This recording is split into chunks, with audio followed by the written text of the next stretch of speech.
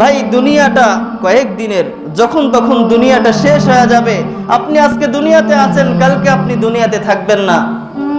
কিসের জন্য এত কিছু করতেছেন আপনি? এই শারীরিক সৌন্দর্যের জন্য, শরীরটাকে চালানোর জন্য, এমন জীবনের জন্য আপনি গুনাহের কাজ কেন করতেছেন? আপনাকে যখন মাটির নিচে রাখা হয়, আপনার কবরের বাস পচার আগেই আপনার লাশটা পচে যায়। দেখেন না, এক সপ্তাহের মাথায় কবর ভেঙে গেছে, ভিতরে লাশ নাই, কিন্তু খাবাসিতে কাছেই আছে। তাহলে এই জীবনের জন্য আপনি কেন গুনাহের কাজ করতেছেন? আপনার সন্তানের মুখে আপনি কেন বিষ তুলে দিচ্ছেন? এই সন্তান কিন্তু কাল হাসরের ময়দানে আপনাকে বাঁচাবে না, বরঞ্চ আপনাকে সুপারিশ করে জাহান্নামে নিয়ে যাবে, যে আমার বাবা আমাকে নিষেধ করে নাই, আমার বাবার উপর দায়িত্ব ছিল, সে আমাদেরকে হারাম খাইয়েছে, আমাদের তো দোষ নাই। এজন্য এমন ব্যক্তির জন্য গুনাহের কাজ করবেন না, যেই ব্যক্তিরা হাসরের ময়দানে আপনাকে চিনবে না।